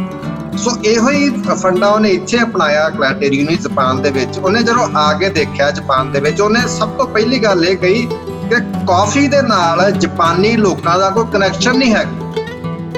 ਮਤਲਬ ਜਿਵੇਂ ਹੁਣ ਮੈਂ ਸੌਖੇ ਤਰੀਕੇ ਨਾਲ ਤੁਹਾਨੂੰ ਸਮਝਾ ਦਾਂ ਕਿ ਮੰਨ ਲਓ ਆਪਣੇ ਆਲੇ ਦੁਆਲੇ ਕੋਈ ਆਂਢ ਗੁਆਂਢ ਜਾਂ ਪਿੰਡ ਦੇ ਵਿੱਚ ਕੋਈ ਓਪੜ ਬੰਦਾ ਆ ਜਾਏ, ਓਪੜ ਜਿਹੜਾ ਉਹਨੂੰ ਕਹਿੰਦੇ ਨਵਾਂ ਬੰਦਾ ਕੋਈ ਆ ਜਾਏ ਜਿਹੜਾ ਸਾਡੀ ਜਾਣ ਪਛਾਣ ਦਾ ਨਹੀਂ ਹੁੰਦਾ ਤਾਂ ਅਸੀਂ ਸਟਾਰਟਿੰਗ ਵਿੱਚ ਉਹਦੇ ਨਾਲ ਗੱਲਬਾਤ ਕਰਨ ਤੋਂ ਥੋੜਾ ਝਿਜਕਾਂਗੇ। ਲੇਕਿਨ ਜਿਉਂ-ਜਿਉਂ ਸਾਡੀ ਜੇ ਤਾਂ ਬੰਦਾ ਚੰਗਾ ਹੋਇਆ, ਵਧੀਆ ਵਰਤੋਂ ਵਿਹਾਰ ਹੋਇਆ, ਫਿਰ ਤਾਂ ਸਾਡੀ ਉਹਦੇ ਨਾਲ ਨੇੜਤਾ ਵੱਧ ਜਾਣੀ। ਜੇ ਬੰਦਾ ਥੋੜਾ ਜਿਹਾ ਮਾੜਾ ਹੋਇਆ, ਚਲਾਕ ਚੁਸਤ ਹੋਇਆ, ਮਤਲਬੀ ਹੋਇਆ ਤਾਂ ਸਾਡੀ ਉਹਦੇ ਨਾਲ ਕਦੇ ਨੇੜਤਾ ਨਹੀਂ ਬਣਨੀ, ਜੇ ਬਣੇਗੀ ਵੀ ਤਾਂ ਟੁੱਟ ਜੇਗੀ। ਸੋ ਇਹਨੂੰ ਇੱਕ ਕਨੈਕਸ਼ਨ ਕਲਾਟੇਰੀਓ ਨੇ ਦੇਖਿਆ ਵੀ ਕਨੈਕਸ਼ਨ ਨਹੀਂ ਹੈਗਾ ਕਾਫੀ ਦੇ ਨਾਲ। ਉਹਨੇ ਕੀ ਕੀਤਾ ਕਿ ਸਭ ਤੋਂ ਪਹਿਲਾਂ ਕਾਫੀ ਦੀਆਂ ਟੌਫੀਆਂ ਬਣਾਉਣੀਆਂ ਸ਼ੁਰੂ ਕਰਤੀਆਂ ਔਰ ਟੌਫੀਆਂ ਬੜੇ ਵੱਡੇ ਪੱਧਰ ਤੇ ਡਿਸਟ੍ਰੀਬਿਊਟ ਕੀਤੀਆਂ। ਹੁਣ ਜਿਹੜੇ ਟੌਫੀਆਂ ਸੀ ਵੈਸੇ ਕਿਉਂਕਿ ਸਵੀਟ ਡਿਸ਼ ਆ, ਮਿੱਠੇ ਦੇ ਵਿੱਚ ਆ ਜਾਂਦੀ, ਬੱਚਿਆਂ ਨੂੰ ਪਸੰਦ ਲੱਗਣੀ ਸ਼ੁਰੂ ਆ ਗਈ ਤੇ ਬੱਚੇ ਹੁਣ ਦਿਹਾੜੀ ਜਦੋਂ ਟੌਫੀਆਂ ਜਿਹੜੀਆਂ ਖਾਣੇ ਦੇ 4-4 5 ਵਾਰੀ ਜਦੋਂ ਖਾਣੀਆਂ, ਮੁੱਠੀਆਂ ਭਰ ਕੇ ਖਾ ਲੀਆਂ ਤਾਂ ਇੱਕ ਕਾਫੀ ਦਾ ਟੇਸਟ ਜਿਹੜਾ ਸੀ ਬੱਚਿਆਂ ਦੀ ਜ਼ੁਬਾਨ ਤੇ ਚੜ ਗਿਆ। ਤੇ ਹੌਲੀ ਹੌਲੀ ਫਿਰ ਨੈਸਲੇ ਨੇ ਅੱਜ ਵੀ ਡੇਟ ਦੇ ਵਿੱਚ ਬਹੁਤ ਵੱਡਾ ਬਿਜ਼ਨਸ ਜਿਹੜਾ ਆ ਨੈਸਲੇ ਉੱਥੇ ਜਾਪਾਨ ਦੇ ਵਿੱਚ ਕਰ ਰਹੀ। ਤੁਸੀਂ ਇਹਦੀ ਸਾਰੀ ਰਿਪੋਰਟ ਆ ਨੈਸਲੇ ਦੀਆਂ ਵੈਬਸਾਈਟਾਂ ਤੋਂ ਜਾ ਕੇ ਕੱਢ ਸਕਦੇ ਹੋ, ਮੀਡੀਆ ਰਿਪੋਰਟਾਂ ਤੋਂ ਤੁਹਾਨੂੰ ਮਿਲ ਜਾਣਗੇ ਵੀ ਕਿੰਨਾ ਬਿਜ਼ਨਸ ਨੈਸਲੇ ਕੰਪਨੀ ਜਾਪਾਨ ਦੇ ਵਿੱਚ ਕਰ ਰਹੀ। ਮਤਲਬ ਕੀ ਉਹਨਾਂ ਨੇ ਕਨੈਕਸ਼ਨ ਬਣਾਇਆ, ਐਸਟੈਬਲਿਸ਼ਮੈਂਟ ਕੀਤੀ ਵੀ ਲੋਕ ਜੇ ਚੀਜ਼ ਨੂੰ ਖਰੀਦਦੇ ਆ ਤਾਂ ਉਹਦੇ ਨਾਲ ਉਹਨਾਂ ਨੂੰ ਆਪਣਾਪਨ ਵੀ ਫੀਲ ਹੋਣਾ ਚਾਹੀਦਾ ਹੈ। ਜਿਹੜਾ ਮੈਕਡੀ ਦਾ ਫਾਊਂਡਰ ਸੀ ਉਹਦੀ ਇੱਕ ਥਿਊਰੀ ਸੀ, ਉਹ ਕਹਿੰਦਾ ਸੀ ਜੇ ਤੁਹਾਡੇ ਕੋਲ $1 ਵੀ ਹੈਗਾ ਨਾ ਮਸ਼ਹੂਰੀ ਕਰਨ ਵਾਸਤੇ, ਇਸ਼ਤਿਹਾਰ ਦੇਣ ਵਾਸਤੇ, ਐਡਵਰਟਾਈਜ਼ਮੈਂਟ ਕਰਨ ਵਾਸਤੇ, ਤਾਂ ਤੁਸੀਂ ਉਸ $1 ਨੂੰ ਬੱਚਿਆਂ ਦੇ ਉੱਪਰ ਖਰਚੋ। ਕਿਉਂਕਿ ਬੱਚੇ ਜੇ 4-5 ਸਾਲ ਦਾ ਬੱਚਾ ਜੇ ਇਹਨੂੰ ਤੁਸੀਂ ਆਦਤ ਪਾ ਦੋਗੇ ਖਾਣ ਦੀ ਵੀ, ਕਿਉਂਕਿ ਸਾਨੂੰ ਵੀ ਨਹੀਂ ਪਤਾ ਲੱਗਣਾ ਹੈ ਤਾਂ ਪੀਜ਼ਾ ਹੀ, ਬਰਗਰ ਜਾਂ ਜੋ ਵੀ ਹੈ ਨਾ ਵੀ ਚੱਲ ਬੱਚਾ ਖਾ ਰਿਹਾ ਖਾ ਲੈ, ਵਿੱਚ ਕੀ ਮਾੜੀ ਗੱਲ, ਸਾਨੂੰ ਤਾਂ ਇਸ ਗੱਲ ਦਾ ਪਤਾ ਨਹੀਂ। ਹੁਣ ਬੱਚੇ ਨੇ ਵੱਡੇ ਵੀ ਹੋਣਾ, ਵੱਡੇ ਹੋ ਗਏ ਨੇ ਆਪਣੇ ਯਾਰ ਦੋਸਤਾਂ ਨੂੰ ਵੀ ਨਾਲ ਲੈ ਕੇ ਆਉਣਾ, ਫਿਰ ਉਹ ਆਪ ਜਦੋਂ ਵਿਆਹ ਜਾਏਗਾ ਆਪਣੇ ਬੱਚਿਆਂ ਨੂੰ ਵੀ ਨਾਲ ਲੈ ਕੇ ਆਏਗਾ। ਤੇ ਜਿਵੇਂ ਜਾਪਾਨ ਦੇ ਵਿੱਚ ਨੈਸਲੇ ਨੇ ਕੀਤਾ ਸੀ, ਇੱਕ ਪੀੜ੍ਹੀ ਆਉਣ ਵਾਲੀ ਪੀੜ੍ਹੀ ਨੂੰ ਹੀ ਆਪਣੇ ਨਾਲ ਜੋੜ ਲਿਆ ਟੌਫੀਆਂ ਦੇ ਤਰੀਕੇ। ਤਾਂ ਇਹ ਸਾਰਾ ਕੁਝ ਇੱਕ ਮਸ਼ਹੂਰੀਆਂ ਦੇਣ ਦਾ ਤਰੀਕਾ ਹੁੰਦਾ ਆ। ਇੱਕ ਗੱਲ ਮੈਂ ਹੋਰ ਇਹਦੇ ਵਿੱਚ ਐਡ ਕਰਨਾ ਕਿ ਜਿਵੇਂ ਹੁਣ ਸੋਡਾ ਕੰਪਨੀ ਕੋਕਾ ਕੋਲਾ ਆ, ਉਹਨਾਂ ਨੇ ਸਾਡੀ ਜ਼ੁਬਾਨ ਦਾ ਇੱਕ ਸਲੋਗਨ ਜਿਹੜਾ ਸੀ, ਅਸੀਂ ਅਕਸਰ ਇੱਕ ਲਾਈਨ ਬੋਲਦੇ ਹੁੰਦੇ ਆ ਪਹਿਲਾਂ ਵੀ ਜੇ ਕਿਸੇ ਨੂੰ ਉਹੀ ਗੱਲ ਕਹਿਣੀ ਨਾ ਵੀ ਸੋਡਾ ਹੀ ਪੀਣਾ, ਆਦਰ ਨੂੰ ਠੰਡਾ ਪਿਆਈਏ। ਪਹਿਲਾਂ ਸਾਡੇ ਬਜ਼ੁਰਗ ਪੱਤਾ ਕਹਿੰਦੇ ਸੀ, ਲੇਕਿਨ ਹੌਲੀ ਹੌਲੀ ਠੰਡੇ 'ਚ ਤਬਦੀਲ ਹੋ ਗਿਆ ਵੀ ਆਦਰ ਨੂੰ ਠੰਡਾ ਪਿਆਈਏ। ਹੁਣ ਉੱਥੇ ਦੁਕਾਨ ਤੇ ਬਜ਼ੁਰਗ ਨੇ ਜਾਂ ਕਿਸੇ ਸਿਆਣੇ ਪਿਆਣੇ ਨੇ ਕਹਿਣਾ, ਨਾਮ ਤਾਂ ਨਹੀਂ ਲੈਣਾ ਹੁੰਦਾ, ਅਗਲਾ ਇਹ ਕਹਿੰਦਾ ਵੀ ਠੰਡਾ ਦੇਈ ਜਰਾ। ਉਹ ਭਾਵੇਂ ਪੈਪਸੀ ਦਵੇ, ਕੋਕਾ ਕੋਲਾ ਦਵੇ ਤੇ ਭਾਵੇਂ ਜੋ ਮਰਜ਼ੀ ਦਵੇ, ਲੇਕਿਨ ਉਹਨੇ ਠੰਡਾ ਮੰਗਿਆ ਤਾਂ ਉਹਨੇ ਕੱਢ ਕੇ ਫੜਾ ਦੇਣਾ। ਤੇ ਕੋਕਾ ਕੋਲਾ ਨੇ ਕੀ ਕੀਤਾ ਵੀ ਇਸ ਸਲੋਗਨ ਨੂੰ ਕੈਪਚਰ ਕਰ ਲਿਆ ਉਹਨਾਂ ਨੇ। ਤੁਸੀਂ ਦੇਖਿਆ ਨਾ ਵੀ ਕੁਝ ਟਾਈਮ ਪਹਿਲਾਂ ਐਡ ਚੱਲਦੀ ਹੁੰਦੀ ਸੀ, ਠੰਡਾ ਮਤਲਬ ਕੋਕਾ ਕੋਲਾ, ਇਹ ਸਭ ਨੇ ਦੇਖਿਆ। ਹੁਣ ਆਮ ਜਿਹੜਾ ਵਿਚਾਰਾ ਪੇਂਡੂ ਮੇਰੇ ਵਰਗਾ ਜਾਂਦਾ ਦੁਕਾਨ ਤੇ ਕਹਿੰਦਾ ਵੀ ਠੰਡਾ ਦੇਈ, ਹੁਣ ਦੁਕਾਨਦਾਰ ਨੂੰ ਕਹਿਣ ਦੀ ਵੀ ਲੋੜ ਨਹੀਂ ਪੈਂਦੀ ਕਿ ਇਹਨੂੰ ਚਾਹੀਦਾ ਕੀ, ਉਹ ਅਗਲਾ ਕੱਢ ਕੇ ਕੋਕਾ, ਕਿਉਂਕਿ ਮਸ਼ਹੂਰੀ ਇੰਨੀ ਜ਼ਿਆਦਾ ਕਰਤੀ। ਸਾਡੇ ਵੀ ਦਿਮਾਗ ਦੇ ਵਿੱਚ ਇੱਧਰ ਜਾਓ, ਇਹਨਾਂ ਦੀਆਂ ਐਡਾਂ ਸਾਰਾ ਕੁਝ ਇਸ਼ਤਿਹਾਰ ਪੜ੍ਹਨ ਨੂੰ ਮਿਲਦੇ, ਟੀਵੀ ਦੇਖੋ, ਉੱਥੇ ਸਭ ਚੀਜ਼ਾਂ ਚੱਲਦੀਆਂ, ਤਾਂ ਸਾਡੇ ਦਿਮਾਗ 'ਚ ਆ ਗਿਆ ਵੀ ਹਾਂ ਇਹੀ ਚੀਜ਼ਾਂ ਪੀ ਕੇ ਅਸੀਂ ਜਿਹੜਾ ਆ ਬੜੇ ਮਾਡਰਨ ਬਣਨਾ ਹੈ, ਬੜੇ ਪੜ੍ਹੇ ਲਿਖੇ ਬਣਨਾ ਹੈ। 1950ਵਿਆਂ ਦੇ ਵਿੱਚ ਨਾ ਉਹ ਟੈਕਨੀਕ ਅੱਜ ਤੱਕ ਵੀ ਕੰਮ ਕਰਦੀ ਆ ਰਹੀ ਆ। ਜਦੋਂ ਲੋਕ ਫਿਲਮਾਂ ਦੇਖਣ ਜਾਂਦੇ ਸੀ ਤਾਂ ਉਦੋਂ ਕੁਝ ਸਿਆਣੇ ਲੋਕਾਂ ਨੇ, ਬਿਜ਼ਨਸ ਮਾਈਂਡਡ ਲੋਕਾਂ ਨੇ ਇੱਕ ਮੈਸੇਜ ਫਲੈਸ਼ ਕੀਤਾ। ਉਹ ਕੀ ਸੀ ਕਿ ਫਿਲਮ ਦੇਖਣ ਦੇ ਨਾਲ ਨਾਲ ਤੁਹਾਨੂੰ ਕੋਕਾ ਕੋਲਾ ਤੇ ਪੌਪਕਾਰਨ, ਜਿਹਨੂੰ ਪੰਜਾਬੀ 'ਚ ਫੁੱਲੇ ਕਹਿ ਦਿੰਦੇ ਆ, ਮਕਈ ਵਾਲੇ ਜਿਹੜੇ ਹੁੰਦੇ ਨੇ ਬਣਦੇ ਨੇ, ਵੀ ਇਹ ਖਾਣੇ ਚਾਹੀਦੇ ਆ। ਤਾਂ ਉਦੋਂ ਜਿਹੜੀਆਂ ਪੜ੍ਹਨ ਨੂੰ ਮਿਲਦਾ ਹਿਸਟਰੀ ਵਿੱਚ ਜਦੋਂ ਆਪਾਂ ਪੜ੍ਹਦੇ ਹਾਂ ਤਾਂ ਟਿਕਟਾਂ ਲੈਣ ਦੇ ਨਾਲ ਬੜੀ ਵੱਡੀ ਬੜੀ ਵੱਡੀ ਗਿਣਤੀ ਜਿਹੜੀ ਸੀ ਲੋਕਾਂ ਦੀ, ਉਹਨਾਂ ਲੋਕਾਂ ਦੀ ਨਹੀਂ ਸੀ ਜਿਹੜੇ ਕੋਕਾ ਕੋਲਾ ਖਰੀਦਣ ਲੱਗ ਗਏ, ਫੁੱਲੇ ਖਰੀਦਣ ਲੱਗ ਗਏ, ਪੌਪਕਾਰਨ ਜਿਹਨੂੰ ਕਹਿੰਦੇ ਅੰਗਰੇਜ਼ੀ 'ਚ, ਵੀ ਇਹ ਵੀ ਲੈਣ ਵਾਲੇ, ਕਿਉਂਕਿ ਇੱਕ ਮੈਸੇਜ ਸਪਰੈਡ ਹੋ ਗਿਆ ਲੋਕਾਂ ਦੇ ਦਿਮਾਗ 'ਚ, ਗੱਲ ਪਾਤੀ ਵੀ ਹੁਣ ਇਹ ਵੀ ਚੀਜ਼ ਖਾਣੀ ਚਾਹੀਦੀ ਹੈ। ਤਾਂ ਉਹ ਚੀਜ਼ ਅੱਜ ਤੱਕ ਵੀ ਪ੍ਰਚਲਿਤ ਆ। ਤੁਸੀਂ ਕਿਸੇ ਵੀ ਥੀਏਟਰ 'ਚ ਜਾਓਗੇ ਉੱਥੇ ਪੌਪਕਾਰਨ ਖਾਣ ਦਾ, ਫੁੱਲੇ ਖਾਣ ਦਾ ਬੜਾ ਰਿਵਾਜ ਆ। ਵੀ ਅੱਜ ਕੱਲ੍ਹ ਤਾਂ ਵੱਡੀਆਂ ਕੰਪਨੀਆਂ ਉਹ ਬਣਾ ਕੇ ਵੇਚਣ ਲੱਗ ਪਈਆਂ, ਉਹਦੇ ਨਾਲ ਫਿਰ ਕੋਕਾ ਕੋਲਾ ਜਾਂ ਕਿਸੇ ਕਿਸਮ ਦਾ ਵੀ ਜਿਹੜਾ ਸੋਡਾ ਆ ਅਸੀਂ ਪੀਣਾ ਹੁੰਦਾ ਆ। ਤਾਂ ਇਹ ਯੰਗ ਜਨਰੇਸ਼ਨ ਦੇ ਦਿਮਾਗ ਦੇ ਵਿੱਚ ਇਹ ਚੀਜ਼ਾਂ ਪਈਆਂ ਹੋਈਆਂ ਨੇ। ਉਹਨਾਂ ਨੇ ਇੱਕ ਮਾਈਂਡ ਗੇਮ ਹੁੰਦੀ ਆ, ਮਾਈਂਡ ਗੇਮ ਪਲੇ ਕੀਤਾ ਸਾਡੇ ਦਿਮਾਗ ਨੂੰ ਕੈਪਚਰ ਕਰਕੇ। ਜਿਹੜੀ ਬੱਚਿਆਂ ਨੂੰ ਪ੍ਰਭਾਵਿਤ ਕਰਨ ਵਾਲੀ ਗੱਲ ਮੈਂ ਬੋਲੀ ਸੀ, ਉਹਦਾ ਅਸਰ ਇਹ ਵੀ ਆ ਕਿ ਜਿਵੇਂ ਮੰਨ ਲਓ ਮੈਗੀ ਆਪਾਂ ਸਾਰਿਆਂ ਨੇ ਖਾਧੀ ਵੀ ਹੋਣੀ ਆ, ਦੇਖਿਆ ਵੀ ਹੋਣਾ ਵੀ ਕੀ ਸਿਸਟਮ ਆ ਉਹਦੇ 'ਚ, ਤੇ ਹੁਣ ਉਹਦੀ ਐਡ ਕਿਵੇਂ ਚੱਲਦੀ ਆ। ਵੀ ਬੱਚੇ ਜਿਵੇਂ ਆਏ, ਉਹ ਕਹਿੰਦੇ ਮੰਮੀ ਭੁੱਖ ਲੱਗੀ, ਤੇ ਫਟਾਫਟ ਮੰਮੀ ਕਹਿੰਦੀ ਬਸ 2 ਮਿੰਟ, ਤੇ ਉਹਨੇ 2 ਮਿੰਟਾਂ 'ਚ ਪਾਣੀ ਤੱਤਾ ਕੀਤਾ, ਮੈਗੀ ਤੋੜੀ ਭੰਨੀ ਕੇ ਬਣਾ ਕੇ ਚੱਲ ਜਵਾਕ ਜਿਹੜੇ ਸੀ ਨਿਆਣੇ ਖਾਣ ਲੱਗ ਪਏ। ਹੁਣ ਇਹ ਚੀਜ਼ ਸਭ ਨੂੰ ਵਧੀਆ ਲੱਗਦੀ, ਮਾਵਾਂ ਨੂੰ ਵੀ ਲੱਗਿਆ ਵੀ ਯਾਰ 2 ਮਿੰਟਾਂ 'ਚ ਮੈਗੀ ਬਣ ਜਾਣੀ, ਚਲੋ ਗਲੋਂ ਲਾਓ ਨਿਆਣਿਆਂ ਨੂੰ। ਪਰ ਉਹਦਾ ਅਸਰ ਲੰਬੇ ਸਮੇਂ ਤੱਕ ਨਾ ਤਾਂ ਮਾਵਾਂ ਦੇਖਦੀ ਨੇ, ਨਾ ਕੋਈ ਵੀ ਬੰਦਾ ਸਾਡੇ ਘਰਾਂ 'ਚ ਨਹੀਂ ਦੇਖਦਾ। ਤੁਸੀਂ ਆਮ ਹੀ ਆਪਾਂ ਸ਼ਾਮ ਨੂੰ ਕਦੇ ਬਾਜ਼ਾਰਾਂ 'ਚ ਨਿਕਲਦੇ ਆ ਤਾਂ ਮਾਂ-ਬਾਪ ਆਪਣੇ ਛੋਟੇ ਬੱਚਿਆਂ ਨੂੰ ਲੈ ਕੇ ਆ ਬਰਗਰਾਂ ਵਾਲੀਆਂ ਰੇਹੜੀਆਂ ਤੇ ਜਾਂ ਉਹ ਜਿਹੜੇ ਫਾਸਟ ਫੂਡ ਵਾਲੇ ਰੈਸਟੋਰੈਂਟਸ ਹੁੰਦੇ ਨੇ, ਉਹਨਾਂ ਦੇ ਜਿਹੜਾ ਲੈ ਕੇ ਬੈਠੇ ਹੁੰਦੇ ਨੇ, ਖਾਂਦੇ ਹੁੰਦੇ ਨੇ। ਤੁਸੀਂ ਹੁਣ ਇੱਥੇ ਇੰਡੀਆ ਦੇ ਵਿੱਚ ਹੀ ਆਪਾਂ ਦੇਖਦੇ ਆ ਕਿ ਜਦੋਂ ਦੀਵਾਲੀ ਆਉਂਦੀ ਹੈ ਜਾਂ ਕੋਈ ਰੱਖੜੀ ਵਗੈਰਾ ਆਉਂਦੀ ਹੈ ਤਾਂ ਉੱਥੇ ਚਾਕਲੇਟ ਦੀ ਜਿਹੜੀ ਐਡ ਬੜੇ ਵਧੀਆ ਤਰੀਕੇ ਨਾਲ ਚੱਲਦੀ ਹੈ ਵੀ ਚਾਕਲੇਟ ਜਿਹੜੀ ਆ ਉਹੀ ਗਿਫਟ ਕਰਨੀ ਚਾਹੀਦੀ ਹੈ ਰਿਸ਼ਤੇਦਾਰਾਂ ਨੂੰ, ਸਾਰਿਆਂ ਨੂੰ, ਭੈਣਾਂ ਭਰਾਵਾਂ ਨੂੰ, ਹਨਾ। ਹੁਣ ਇਹ ਚੀਜ਼ਾਂ ਸਾਨੂੰ ਪ੍ਰਭਾਵਿਤ, ਅਸੀਂ ਜਦੋਂ ਐਡਾਂ ਦੇਖਦੇ ਆ, ਮਸ਼ਹੂਰੀਆਂ ਦੇਖਦੇ ਆ, ਸਾਨੂੰ ਲੱਗਦਾ ਵੀ ਹਾਂ ਅਸੀਂ ਵੀ ਇਹ ਚੀਜ਼ ਕਰਨੀ ਹੈ। ਹੁਣ ਕੰਪਨੀਆਂ ਨੇ ਕੀ ਕੀਤਾ ਵੀ ਸਾਨੂੰ ਪ੍ਰਭਾਵਿਤ ਕਰ ਲਿਆ ਗਿਆ।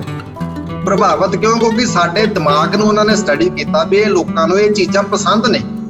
ਉਹਨਾਂ ਨੇ ਸਾਡੇ ਨਾਲ ਕਨੈਕਟੀਵਿਟੀ ਬਣਾਈ। ਸਾਨੂੰ ਜਦੋਂ ਇੱਕੋ ਟਾਈਮ ਤੇ ਮਿੱਠੇ ਦਾ ਟੇਸਟ ਵੀ ਮਿਲੋ, ਮਿੱਠਾ ਜਿਹੜਾ ਐਸਾ ਤਰੀਕੇ ਦਾ ਉਹਨੂੰ ਫਿਲਟਰ ਕਰਕੇ ਬਣਾਉਂਦੇ ਨੇ ਕਿ ਸਾਨੂੰ ਉਹਦਾ ਸਵਾਦ ਨਹੀਂ ਲੱਗਦਾ। ਕਈ ਸਾਰੀਆਂ ਚੀਜ਼ਾਂ ਦੇ ਵਿੱਚ ਉਹ ਸਾਨੂੰ ਸਮਝ ਨਹੀਂ ਆਉਂਦੀ ਕਿ ਮਿੱਠਾ ਖਾ ਰਹੇ ਜਾਂ ਕੀ ਖਾ ਰਹੇ, ਲੇਕਿਨ ਕੰਪਨੀਆਂ ਵੱਲੋਂ ਉਹ ਬੜੇ ਤਰੀਕੇ ਨਾਲ, ਵਧੀਆ ਤਰੀਕੇ ਨਾਲ ਤਿਆਰ ਕੀਤਾ ਜਾਂਦਾ ਹੈ। ਕਿਉਂਕਿ ਹੁਣ ਦੇਖੋ ਅਰਬਾਂ ਖਰਬਾਂ ਰੁਪਏ ਦਾ ਬਜਟ ਜਦੋਂ ਕੋਈ ਪ੍ਰੋਡਕਟ ਲਾਂਚ ਹੁੰਦਾ ਹੈ ਬਾਜ਼ਾਰ ਦੇ ਵਿੱਚ, ਤਾਂ ਉਸ ਤੋਂ ਪਹਿਲਾਂ ਅਰਬਾਂ ਖਰਬਾਂ ਰੁਪਏ ਤਾਂ ਇਹਨਾਂ ਚੀਜ਼ਾਂ ਦੇ ਉੱਪਰ ਹੀ ਖਰਚ ਕੀਤੇ ਜਾਂਦੇ ਆ। ਹਜ਼ਾਰਾਂ ਲੋਕਾਂ ਦੇ ਉੱਪਰ ਐਕਸਪੈਰੀਮੈਂਟ ਕੀਤੇ ਜਾਂਦੇ ਆ ਤਾਂ ਕਿ ਇਹ ਚੀਜ਼ ਜਿਹੜੀ ਲੋਕ ਇਹਨੂੰ ਕਿਵੇਂ ਰਿਐਕਸ਼ਨ ਕਰਨਗੇ। ਹੁਣ ਤੱਕ ਉਸ ਸਮੇਂ ਤੋਂ ਇਹ ਵੀ ਖੋਜ ਚੱਲ ਰਹੀ ਹੈ ਕਿ ਜਿਹੜੇ ਸਾਡੀ ਜ਼ੁਬਾਨ ਤੇ ਟੇਸਟ ਰਿਸੈਪਟਰ ਹੁੰਦੇ ਨੇ, ਤੁਸੀਂ ਤਸਵੀਰਾਂ ਨਾਲ ਦੀ ਨਾਲ ਸਾਰੇ ਚੀਜ਼ਾਂ ਦੇ ਦੇਖੀ ਵੀ ਜਾਂਦੇ ਹੋ।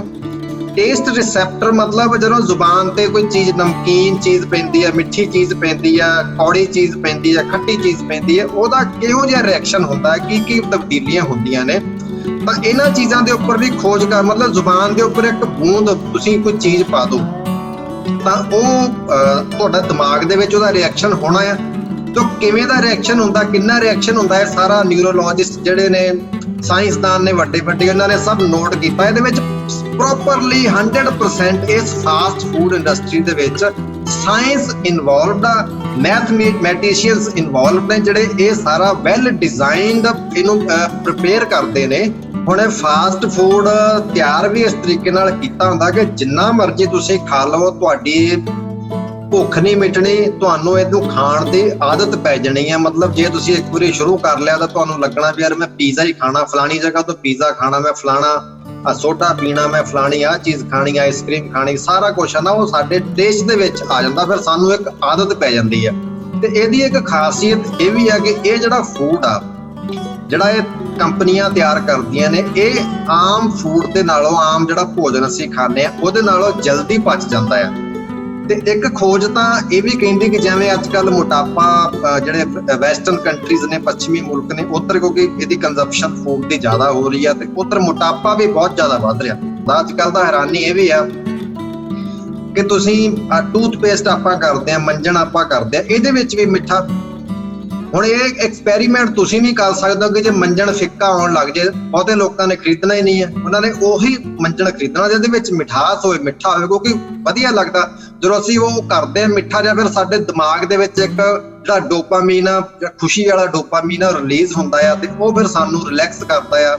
ਜਿਵੇਂ ਕਿਸੇ ਨੂੰ ਕੋਈ ਬੰਦੇ ਨੂੰ ਵਧੀਆ ਚੀਜ਼ ਲੱਭਦੀ ਹੈ ਤਾਂ ਅਸੀਂ ਉਹਦੇ ਕਰਕੇ ਅਟਰੈਕਟ ਹੁੰਦੇ ਹਾਂ। ਹੁਣ ਇਹਦਾ ਨੁਕਸਾਨ ਕੀ ਹੋਇਆ? ਹੁਣ ਕਿਉਂਕਿ ਹੁਣ ਇਹਦਾ ਨੁਕਸਾਨ ਇਹ ਆ ਵੀ ਸਾਨੂੰ ਬੜੀ ਵੱਡੀ ਪੱਧਰ ਤੇ ਤੁਸੀਂ ਦੇਖਿਆ ਹੋਣਾ ਵੀ ਅੱਜ ਕੱਲ੍ਹ ਡਾਇਬਟੀਜ਼ ਦੀ ਪ੍ਰੋਬਲਮ ਆ ਗਈ, ਬਲੱਡ ਪ੍ਰੈਸ਼ਰ ਦੀ ਪ੍ਰੋਬਲਮ ਆ ਗਈ, ਅਲਸਰ ਦੀ, ਜਿਹੜਾ ਢਿੱਡ ਦੀਆਂ ਬਿਮਾਰੀਆਂ ਦੀ ਪ੍ਰੋਬਲਮ ਆ ਗਈ, ਪਾਚਨ ਕਿਰਿਆ ਜਿਹੜੀ ਉਹ ਕਮਜ਼ੋਰ ਹੋ ਗਈ, ਲੀਵਰ ਦੇ ਕਈ ਜਿਹੜੇ ਇਫੈਕਟ ਹੋਣੇ ਸ਼ੁਰੂ ਹੋ ਗਏ। ਇੱਕ ਤਾਂ ਹੁੰਦਾ ਨਾ ਕਿ ਬੰਦਾ ਸ਼ਰਾਬ ਪੀ ਕੇ ਲੀਵਰ ਨੂੰ ਖਰਾਬ ਕਰਦਾ, ਜਿਹਨੂੰ ਫੈਟੀ ਲੀਵਰ ਕਹਿੰਦੇ ਆ।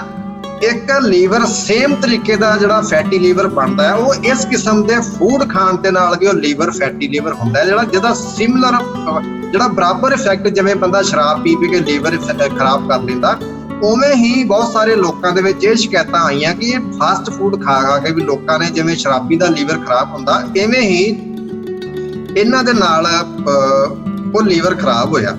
ਹੁਣ ਜਿਹੜੀ ਮੈਂ ਤੁਹਾਨੂੰ ਸਟਾਰਟਿੰਗ 'ਚ ਗੱਲ ਕੀਤੀ ਸੀ ਕਿ ਪੋਲਟਰੀ ਵਾਲੇ ਮੁਰਗੇ ਜਿਹੜੇ ਨੇ ਸੁਸਤ ਹੈ, ਬੜੇ ਕਮਜ਼ੋਰ ਦੇ ਖੰਭ ਝੜੇ ਹੋਏ ਤੇ ਏਦਾਂ ਅਸੀਂ ਦੇਖਣ ਨੂੰ ਮਿਲਦਾ। ਤੇ ਅੱਜ ਕੱਲ ਜਿਹੜੀ ਸਾਡੀ ਪੀੜ੍ਹੀ ਹੈ ਜਾਂ ਕੋਈ ਵੀ ਜਿਹੜਾ ਮੈਚੁਰ ਬੰਦਾ ਵੀ, ਉਹ ਵੀ ਅਕਸਰ ਸ਼ਿਕਾਇਤਾਂ ਕਰਦਾ ਰਹਿੰਦਾ। 30, 32, 35 ਸਾਲ ਤੋਂ ਬਾਅਦ ਹੱਡ ਗੋਡੇ ਦੁਖਣੇ ਸ਼ੁਰੂ ਹੋ ਜਾਂਦੇ ਆ। ਬੀਪੀ ਦੀ ਪ੍ਰੋਬਲਮ ਬੜੀ ਆਮ ਹੋ ਗਈ ਹੈ, ਸ਼ੂਗਰ ਦੀ ਪ੍ਰੋਬਲਮ ਬਹੁਤ ਜ਼ਿਆਦਾ ਵੱਡੇ ਲੈਵਲ ਤੇ ਫੈਲ ਰਹੀ ਆ, ਤੇ ਅਕਸਰ ਹਾਰਟ ਅਟੈਕ ਦੀਆਂ ਪ੍ਰੋਬਲਮ ਜਿਹੜੀਆਂ ਨੇ ਉਹ ਤਾਂ ਚੰਗਾ ਭਲਾ ਬੰਦਾ ਹੀ, ਕਈ ਵਾਰੀ ਤਾਂ ਆਪਣੇ ਆਲੇ ਦੁਆਲੇ ਇਹੋ ਜਿਹੀਆਂ ਘਟਨਾਵਾਂ ਵਾਪਰਦੀਆਂ ਨੇ ਕਿ ਬੰਦਾ ਹੱਸਦਾ ਹੀ ਪਤਾ ਲੱਗਾ ਵੀ ਹੱਸ ਰਿਹਾ ਸੀ, ਉਹਨੇ ਗੱਲਾਂ ਕਰ ਰਿਹਾ ਸੀ, ਉਹਨੇ ਮੌਤ ਹੋ ਗਈ।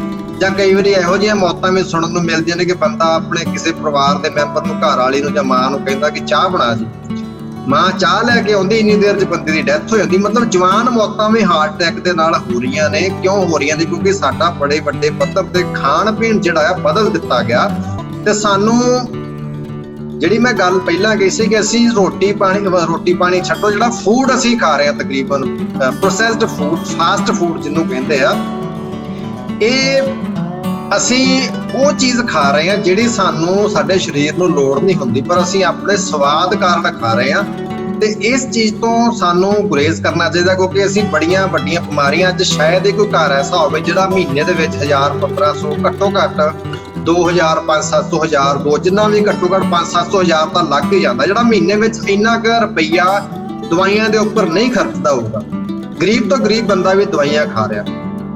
ਹੁਣ ਹੋਇਆ ਕਿ ਇੱਕ ਤਾਂ ਉਹਨਾਂ ਨੇ ਬਿਮਾਰੀਆਂ ਪੈਦਾ ਕਰਤੀਆਂ, ਬਿਮਾਰੀਆਂ ਲਾਤੀਆਂ ਇਹ ਫੂਡ ਦੇ ਥਰੂ। ਦੂਜਾ ਫਿਰ ਉਹਨਾਂ ਲੋਕਾਂ ਦੀਆਂ ਕੰਪਨੀਆਂ ਨੇ ਦਵਾਈਆਂ ਬਣਾਉਣ ਵਾਲੀਆਂ ਵੀ, ਫਿਰ ਦਵਾਈਆਂ ਦਾ ਚਲੋ ਛੱਡੋ, ਹੁਣ ਹੋਰ ਵੀ ਸ਼ੋਸ਼ੇ ਆ ਗਏ, ਵਿਟਾਮਿਨ ਦੇ ਕੈਪਸੂਲ ਆ ਗਏ ਜੀ, ਆਇਰਨ ਦੀਆਂ ਗੋਲੀਆਂ, ਕੈਲਸ਼ੀਅਮ ਦੀਆਂ ਗੋਲੀਆਂ ਖਾ ਲਓ ਜੀ, ਫਿਰ ਮਲਟੀ ਵਿਟਾਮਿਨ ਆ ਗਿਆ ਜੀ, ਮੱਛੀ ਦੇ ਤੇਲ ਦੇ ਕੈਪਸੂਲ ਬਣ ਗਏ ਜੀ, ਤੇ ਤਾਕਤ ਵਾਲੀਆਂ ਚੀਜ਼ਾਂ, ਬੜਾ ਕੁਛ ਇਹਨਾਂ ਨੇ ਕੀਤਾ। ਫਿਰ ਬੱਚਿਆਂ ਵਾਸਤੇ ਤੁਸੀਂ ਦੇਖੋ ਵੀ ਆ ਬੋਰਨਵੀਟਾ ਆ ਗਿਆ ਜੀ, ਪਤਾ ਨਹੀਂ ਕੀ ਪ੍ਰੋਡਕਟ ਇਹਨਾਂ ਨੇ ਬਣਾ ਕੇ ਲਾਂਚ ਕਰਤੇ, ਫਿਰ ਦਿਖਾਉਂਦੇ ਆ ਜੀ।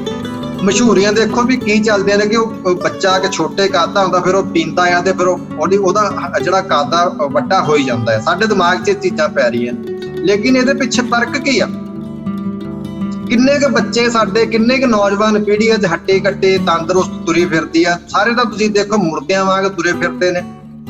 ਘਰਾਂ ਦੇ ਵਿੱਚ ਮਾਂ-ਬਾਪ ਪਰੇਸ਼ਾਨ ਨੇ ਵੀ ਕੰਮ ਨਹੀਂ ਕਰਦੇ, ਬੱਚੇ ਨਲਾਇਕ ਨੇ, ਨਖਿੱਧ ਨੇ, ਕਿਉਂਕਿ ਹੁਣ ਦਿਮਾਗ ਕਿੱਥੋਂ ਲੱਗੇ? ਕੰਸੈਂਟਰੇਸ਼ਨ ਹੁੰਦੀ ਨਹੀਂ ਆ। ਇਹਦਾ ਇੱਕ ਦਿਮਾਗ ਦੇ ਉੱਪਰ ਵੀ ਅਸਰ ਪੈਂਦਾ ਹੈ। ਤੁਸੀਂ ਪੜ੍ਹੋ ਨਾ ਨਿਊਰੋ ਸਾਇੰਸ ਨੂੰ, ਵੱਡੇ ਮਨੋਵਿਗਿਆਨੀਆਂ ਨੂੰ ਪੜ੍ਹੋ, ਉਹ ਤੁਹਾਨੂੰ ਸਪਸ਼ਟ ਦੱਸਣਗੇ ਵੀ ਇਹਨਾਂ ਚੀਜ਼ਾਂ ਦਾ ਅਸਰ ਤੁਹਾਡੇ ਦਿਮਾਗ ਤੇ, ਤੁਹਾਡੀ ਸੋਚਣ ਸ਼ਕਤੀ ਤੇ ਤੁਹਾਡੀ ਸਿਹਤ ਦੇ ਉੱਪਰ ਪੈ ਰਿਹਾ। ਪਰ ਬੰਦਾ ਕਿੱਥੋਂ ਸੁਣੇ? ਕਿਉਂਕਿ ਸਵਾਦ ਆ ਨਾ, ਜਿਵੇਂ ਗੁਰਬਾਣੀ ਵਿੱਚ ਵੀ ਬੜੇ ਸ਼ਬਦ ਇਹੋ ਜਿਹੇ ਆਏ ਨੇ ਕਿ ਜਿੱਥੇ ਮਿੱਠਾ ਕਰਕੇ ਖਾਇਆ ਕੌੜਾ ਉਪਜਿਆ ਸਾਧ, ਵੀ ਬੰਦਾ ਮਿੱਠਾ ਕਰਕੇ ਖਾ ਤਾਂ ਲੈਂਦਾ ਲੇਕਿਨ ਉਹਦੇ ਨਤੀਜੇ ਜਿਹੜੇ ਆ ਕੁੜੱਤਣ ਭਰੇ ਨਿਕਲਦੇ ਆ।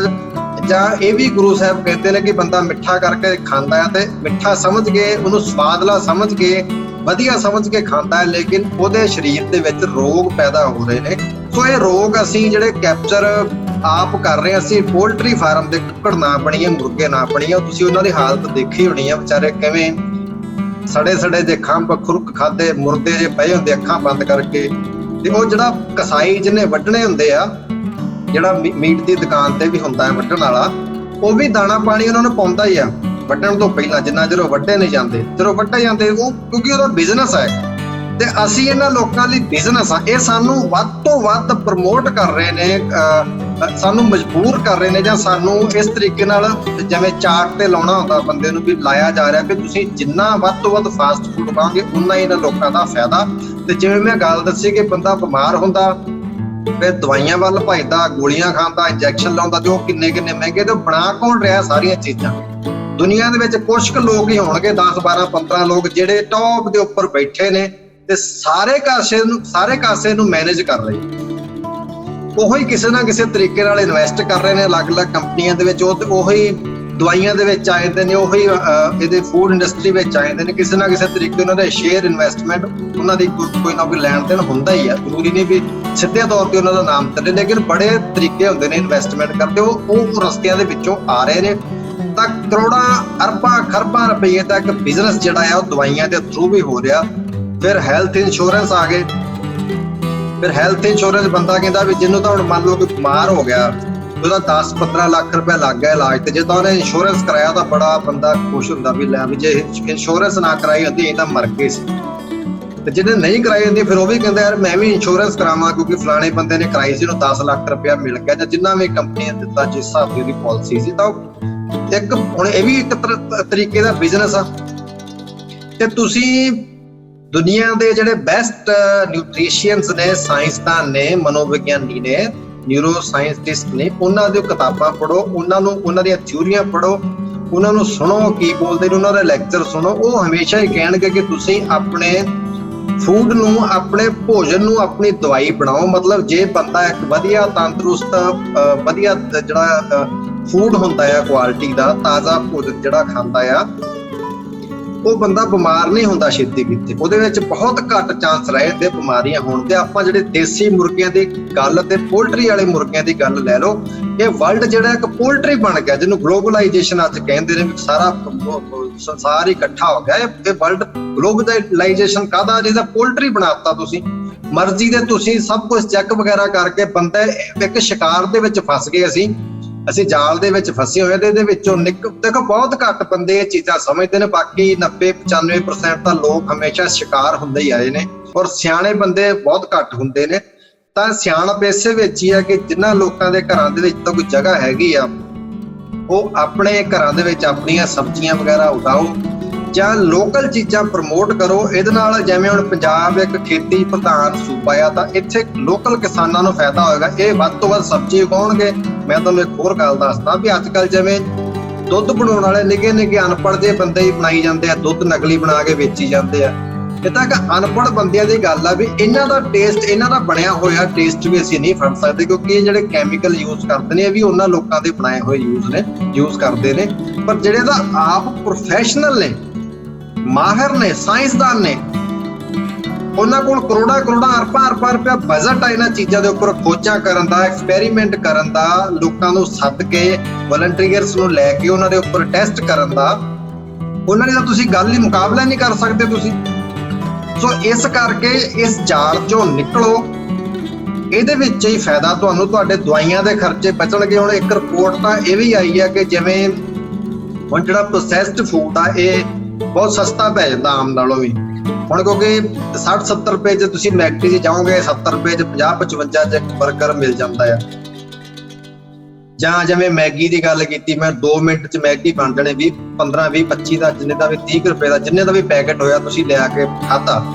ਹੁਣ ਉਹ ਹੋਇਆ ਕਿ ਵੀ 2 ਮਿੰਟ 'ਚ ਮੈਗੀ ਬਣ ਗਈ, ਤੁਹਾਡੇ ਲੱਗੇ 25-20 ਰੁਪਏ। ਕਿੰਨਾ ਕੁ ਗੈਸ ਲੱਗ ਗਿਆ, ਕਿੰਨਾ ਤੁਹਾਡਾ ਟਾਈਮ ਲੱਗ ਗਿਆ, ਤੁਹਾਡਾ ਕਿੰਨਾ ਕੁਛ ਬਚ ਗਿਆ। ਤੁਹਾਡਾ ਜੇ ਸਬਜ਼ੀ ਬਣਾਉਂਦੇ ਤੁਹਾਡਾ ਗੈਸ ਕਿੰਨਾ ਲੱਗਣਾ ਸੀ, ਤੁਹਾਡਾ ਟਾਈਮ ਕਿੰਨਾ ਲੱਗਣਾ ਸੀ। ਫਿਰ ਤੁਸੀਂ ਉਹਦੇ ਵਿੱਚ ਮਸਾਲੇ ਜਿਵੇਂ ਪਿਆਜ਼ ਵਗੈਰਾ, ਅਦਰਕ, ਗੰਢੇ, ਜੋ ਵੀ ਹੁੰਦਾ, ਉਸ ਟਮਾਟਰ ਪਾਉਣੇ ਦੀ ਸਬਜ਼ੀ ਵਿੱਚ, ਫਿਰ ਜਾ ਕੇ ਤੁਹਾਡੀ ਸਬਜ਼ੀ ਸਵਾਦ ਬਣਨੀ ਸੀ। ਲੇਕਿਨ ਮੈਗੀ 'ਚ ਤੁਸੀਂ ਕੀ ਪਾਇਆ?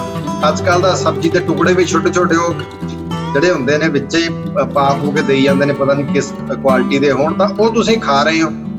ਹੁਣ ਪੈ ਤਾਂ ਸਸਤੀ ਗਈ, ਲੇਕਿਨ ਉਹਦਾ ਕੀ ਹੋਇਆ ਵੀ ਸਾਨੂੰ ਲੱਗਿਆ ਵੀ ਇਹ ਚੀਜ਼ਾਂ ਇੰਸਟੈਂਟਲੀ ਤਿਆਰ ਹੋ ਜਾਂਦੀਆਂ ਨੇ, ਇੰਸਟੈਂਟਲੀ ਬਣ ਜਾਂਦੀਆਂ ਨੇ, ਤੇ ਅਸੀਂ ਜਲਦੀ ਖਾਣ ਲੱਗ ਗਏ, ਸਾਨੂੰ ਸਵਾਦ ਵੀ ਆਉਣ ਲੱਗ ਗਿਆ। ਤੇ ਲੇਕਿਨ ਉਹਦਾ ਖਰਚਾ ਸਾਡਾ ਦਵਾਈਆਂ ਦੇ ਰੂਪ 'ਚ ਨਿਕਲ ਰਿਹਾ। ਸਾਡਾ ਮੈਡੀਕਲ ਦਾ ਬਿੱਲ ਜਿਹੜਾ ਆ ਜ਼ਿਆਦਾ ਆਉਣ ਲੱਗ ਪਿਆ। ਸਿਹਤ ਸਹੂਲਤਾਂ ਜਿਹੜੀਆਂ ਸੀ ਉਹ ਸਾਨੂੰ ਖਰੀਦਣੀਆਂ ਪੈ ਰਹੀਆਂ ਨੇ, ਸਾਡੇ ਖਰਚੇ ਜਿਹੜੇ ਨੇ ਉੱਧਰ ਹੋਣ ਲੱਗ ਪਏ। ਤੇ ਇਸ ਕਰਕੇ ਇਹਨਾਂ ਚੀਜ਼ਾਂ ਤੋਂ ਜਿੰਨੀ ਛੇਤੀ ਹੁੰਦਾ ਤੁਸੀਂ ਨਿਕਲੋ, ਆਪਣਾ ਤਾਜ਼ਾ ਖਾਣਾ ਪੀਣਾ ਖਾਓ। ਜਿਵੇਂ ਤੁਹਾਡੇ ਗੁਰੂ ਨੇ, ਖਾਸ ਕਰਕੇ ਕੋਈ ਮੰਨੇ ਨਾ ਮੰਨੇ, ਲੇਕਿਨ ਪੰਜਾਬ ਦੇ ਔਰ ਜਿਹੜੇ ਜਿਨ੍ਹਾਂ ਦਾ ਲੋਕਾਂ ਦਾ ਗੁਰੂ ਦੇ ਉੱਪਰ, ਗੁਰੂ ਗ੍ਰੰਥ ਸਾਹਿਬ ਦੇ ਉੱਪਰ ਭਰੋਸਾ, ਉਹ ਤਾਂ ਇਸ ਗੱਲ ਨੂੰ ਮੰਨ ਲੈਣ ਕਿ ਜਦੋਂ ਤੁਹਾਡੇ ਗੁਰੂ ਨੇ ਕਿਹਾ ਹੋਇਆ ਵੀ ਤੁਸੀਂ ਇਹ ਚੀਜ਼ਾਂ ਦੇ ਉੱਪਰੋਂ ਗੁਰੇਜ਼ ਕਰੋ, ਨਾ ਖਾਓ। ਉੱਥੇ ਹੁਣ ਹਾਲਾਂਕਿ ਉਹਨਾਂ ਸਮਿਆਂ 'ਚ ਫਾਸਟ ਫੂਡ ਨਹੀਂ ਸੀ ਹੁੰਦਾ, ਲੇਕਿਨ ਜ਼ੁਬਾਨ ਦੇ ਟੇਸਟ ਕਰਕੇ ਖਾਣਾ, ਮਹਿਜ਼ ਸਿਰਫ ਜ਼ੁਬਾਨ ਦੇ ਟੇਸਟ ਕਰਕੇ ਖਾਣਾ, ਤੇ ਉਹ ਡੈਫੀਨੇਟਲੀ ਤੁਹਾਡੇ ਸਰੀਰ ਦੇ ਵਿੱਚ ਰੋਗ ਹੀ ਪੈਦਾ ਕਰੇਗਾ। ਤੁਸੀਂ ਲੋੜ ਅਨੁਸਾਰ ਲੋੜ ਦੀਆਂ ਚੀਜ਼ਾਂ ਖਾਓ ਜਿਹੜੀਆਂ ਤੁਹਾਡੇ ਸਰੀਰ ਨੂੰ ਤੰਦਰੁਸਤ ਰੱਖਣ, ਤੇ ਹੱਸਦੇ ਖੇਡਦੇ ਰਹੋ, ਤੰਦਰੁਸਤ ਰਹੋ। ਕੋਈ ਤੁਹਾਡੇ ਸੁਝਾਅ ਹੋਣ ਤਾਂ ਤੁਸੀਂ ਪਲੀਜ਼ ਫੋਨ ਕਰਕੇ ਕਮੈਂਟਸ ਦੇ ਵਿੱਚ ਜ਼ਰੂਰ ਦੱਸੋ, ਤੇ ਜੇ ਕੋਈ ਗਲਤੀ ਹੋਈ ਹੋਵੇ ਤਾਂ ਉਹਦੀ ਮੈਂ ਮਾਫੀ ਮੰਗਦਾ। ਕੋਈ ਮੇਰੇ ਕੋਲੋਂ ਸ਼ਬਦ ਇਹੋ ਜਿਹਾ ਬੋਲਿਆ ਗਿਆ ਉਹਦੀ ਮੈਂ ਮਾਫੀ ਮੰਗਦਾ। ਧੰਨਵਾਦ, ਸਤਿ ਸ੍ਰੀ ਅਕਾਲ।